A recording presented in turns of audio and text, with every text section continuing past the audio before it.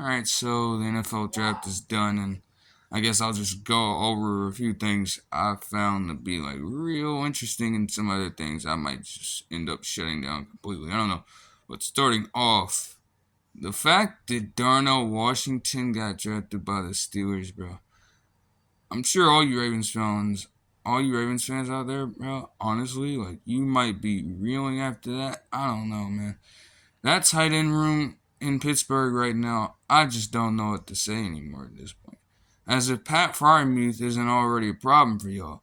Now you gotta deal with 6'7" Darnell Washington as third string.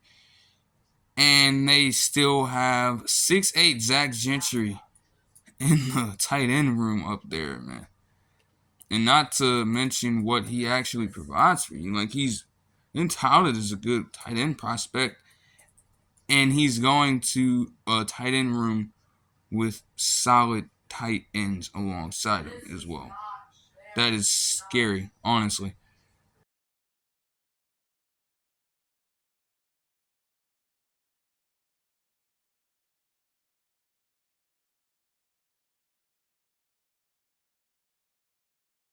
Then you had Will Levis get drafted by the Titans. Like, it's. I mean, I guess he basically went off the board like real fast, honestly, with a swiftness. But I mean, I don't know, man. Like, do you want him to take over now? Honestly, if you're gonna draft Will Levis, I think you're better off just giving him a chance now. I'm not gonna lie to you. Like, maybe it might be better to give him a few games to sit behind Ryan Tannehill. But I think for the most part, you might just be better off throwing him into the fire. I'm not even gonna lie. Like, yes, he's a bit raw, but at the same time, don't like how I don't like the end result with Ryan Tannehill this season for the Titans. Like, it's definitely a risk to throw somebody like Will Levis into the fire as if a raw prospect like him needs that. But I'm willing to take that risk. I'd be willing to take that risk. I'm not gonna lie to you. Okay. Then the Seahawks ended up drafting Zach Charbonnet, actually really solid, and actually Kenny McIntosh from Georgia later on too. I thought we had Travis Homer still, but I looked and we didn't. So I mean, now you have DJ Dallas and obviously Kenny Walker's the lead back, and then you get some solid, like real solid rotational running backs alongside them. Or if one of the running backs goes down, okay, you got somebody else that can actually produce pretty well. So I like the move. Like, it can be misleading at first glance, but I would definitely like it's interesting. It's interesting, but it works. It works absolutely. I'm not necessarily can't feel a way about that one.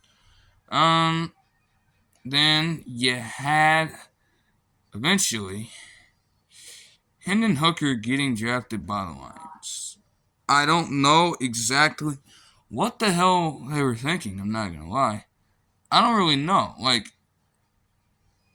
is this trying to get Jared Goff to play better? Are you really trying to give Hendon Hooker a shot?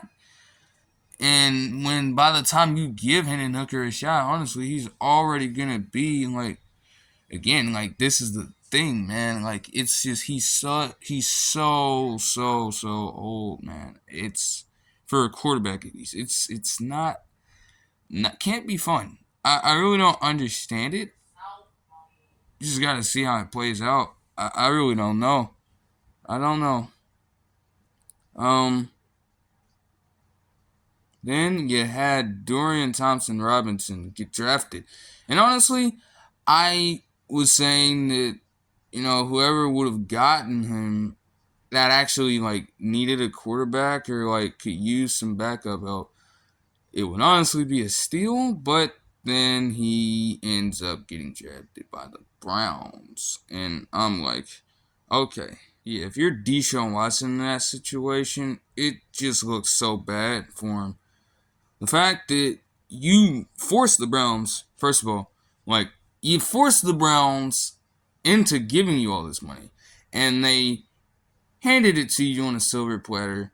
You played the way you played last season, even given the fact that you were suspended for a good portion, but you came out the gates playing like that, and then they may not necessarily need a quarterback, but they draft one because the situation kind of calls for it, I guess, in their own eyes. That's not a good look. Like Deshaun Watson, like I have faith he's gonna turn it up, but he better turn it up because the stakes are like high for him at this point, given that situation. I'm not gonna lie, like that is a bad look.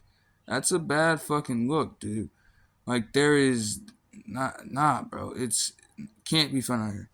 Then the Vikings eventually drafted Jaren Hall from BYU, and honestly, because the Vikings had the pick, they had picks in between two of Cleveland's, if I remember the draft order correctly. So I think the Vikings, honestly, like I was like trying to see the Vikings draft the quarterback, and I thought that's who they would have went with. I think they were trying to go with Dorian Thompson Robinson, but when they saw him go off the board to the Browns, they were like, okay, we have to kind of reroute who we're gonna draft here. We want one, but we just got to keep on looking. And I guess Jaren Hall is just who they stumbled upon. Um, you know, anything to get Kirk Cousins out of here, though. I'm not gonna bash it. I'm really not gonna bash it. You just got to get Kirk Cousins gone, man. You have to. If Jaren Hall isn't the one to do it, then okay, maybe another quarterback down the line. But it's, like, hey, I can't bash it. I really can't. And then to make things even crazier in terms of, like, quarterbacks, the fact that Stetson Bennett got drafted to the Rams. Wow. That's just, I mean, like I don't know how to feel about it. I really don't. You know, it's kind of weird. It's kind of weird. Like I guess Stetson Bennett, given his age, I guess the Rams feel like he's NFL ready, but at the same time, you have Matthew Stafford already, man, and you know how old Matthew Stafford is. So I'm like it's kind of weird. It's kind of weird. It's kind of weird, man.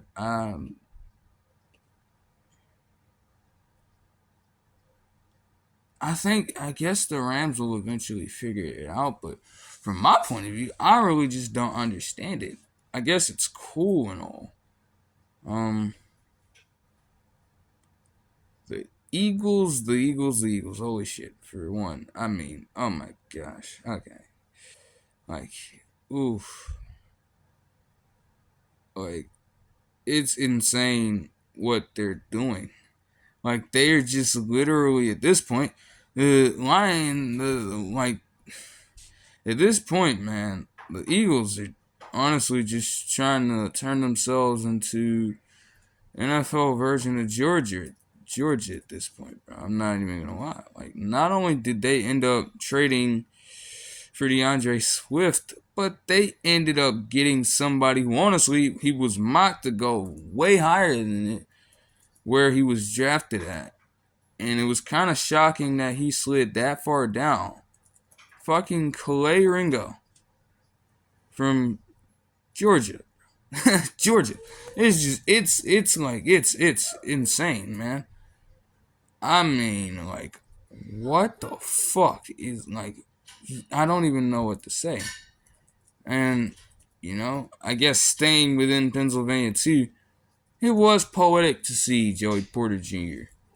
get drafted by the Steelers. Obviously Joey Porter Sr., I guess, if you want to put it that way. He played for the Steelers. That's obviously like that's just poetic, man. I can't really say too much about it. He should honestly do well within the system, you know. Um, like they did really need a cornerback after losing guys like Cameron Sutton. So I mean, like he should do fairly well within that system. Um, was also like very surprised to see Parker Washington from Penn State and Kayshon Boutte from LSU slide all the way down like they did, and the fact that they ended up getting drafted by the Jaguars and Patriots respectively is actually crazy to think about. Now, I would understand that the Patriots are actually hoping that drafting Boutte goes better than them drafting N'Keal Harry. We all understand how that went. I would, like, honestly, if you can get, like, just any ounce of production out of Kayshon Boutte, it's honestly, like, like, you did your thing. And for the Jaguars, I mean, you got Parker Washington, you got Chris Kirk still there, man. You have Calvin Ridley coming back into the mix after all of the shit he has gone through and that had him suspended, like you still gotta have Evan Ingram, etc., etc. Like, yeah, like I mean, some of the undrafted free agency I've been looking at too. It's a bit like kind of crazy, man. Like Malik Cunningham was signed to the Patriots squad, undrafted. Um, Adrian Martinez was signed to the Lions squad, undrafted. I was shocked to see Muhammad Ibrahim not get drafted at all, though. Like he put up really solid numbers, so I really don't know. Like with some of the like Ibrahim's a solid running back. I really don't know what happened. I guess he was injured for a little bit. Obviously, like Minnesota is just not like they're just not good. They're just not good. So I mean, I guess that kind of plays into why exactly things went down the way they did. Um, but you know, getting him undrafted, like okay, they're gonna see what he can do. Gives him a fair shot. Good look at exactly what he can do for you. You know, just another weird tangent as well. I guess I don't really understand why the hell there were two Byron Youngs in the fucking draft. It's just weird. At least they got drafted to different teams, but I'm like, what the hell? I know, like, I saw a Byron Young get drafted earlier. Who the fuck's this guy? It's just weird, man. Like, I don't understand how that stuff works, man. That shit just gets wacky, bro. Like, honestly, at least they didn't get drafted to the same team. At least that did not go down because, oh my gosh, like, dude, man. Um, all right, that'll do it for this one. I'll see you guys in the next one. Peace.